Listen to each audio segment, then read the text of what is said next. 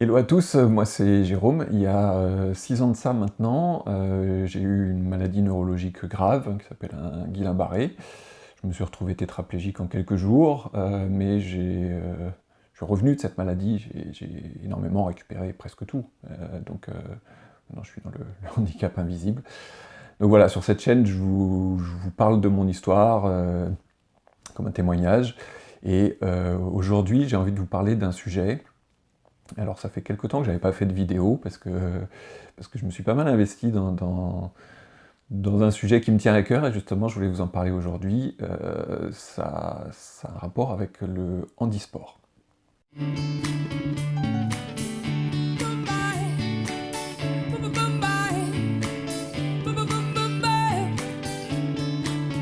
Alors, dans mon parcours, en fait, donc à un moment, je me suis retrouvé au centre de rééducation, je bougeais pas beaucoup, j'étais en fauteuil électrique, tout ça. Et il y a une association qui est venue un jour pour organiser une journée découverte handisport. Je me suis dit, bon, bah ok. Et là, je me suis pris une claque, ça a été une révélation pour moi. Alors, je vous mettrai quelques images, parce que j'ai pas des vidéos de tout ce qui s'est passé.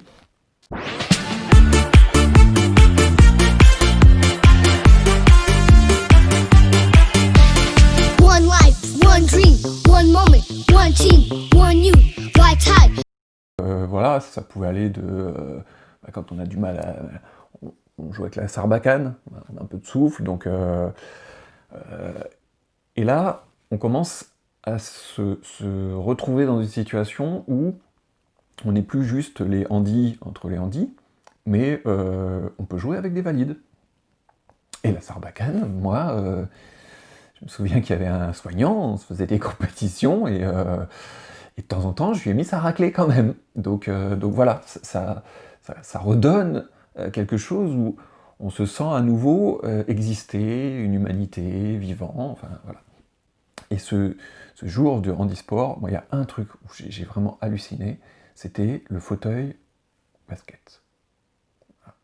Moi, j'étais sur mon fauteuil sécu, là, le truc, voilà, là, je commençais à pouvoir propulser tout seul.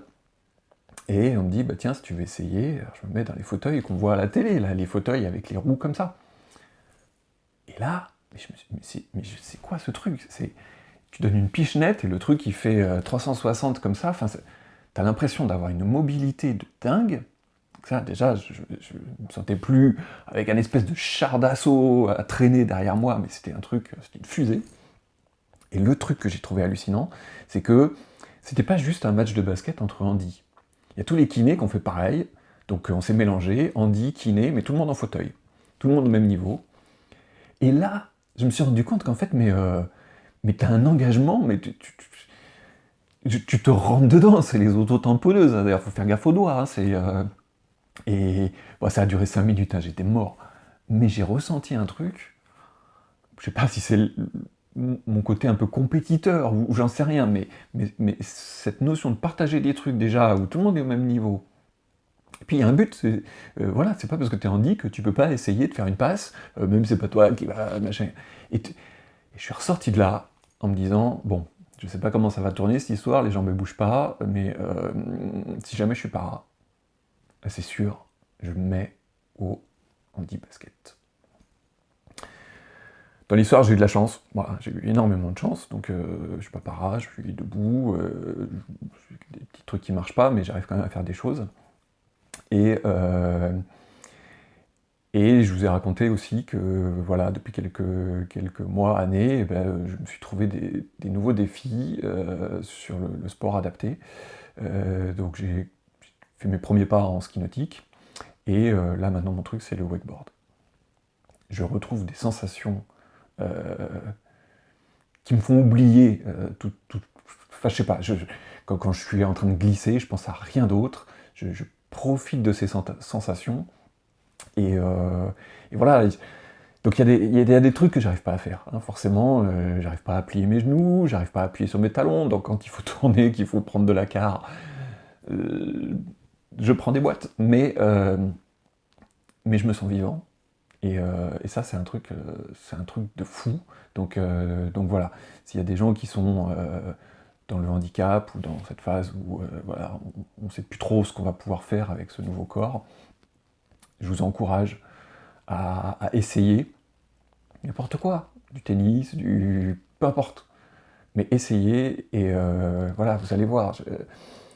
Moi, au centre de rééducation d'après, à un moment où j'étais debout, on m'a dit tiens, tu vas faire de la... faut pas donner de marque, mais enfin, un truc, une console où il y a une balance et on a des jeux avec, et voilà, pour l'équilibre. J'ai dit ok.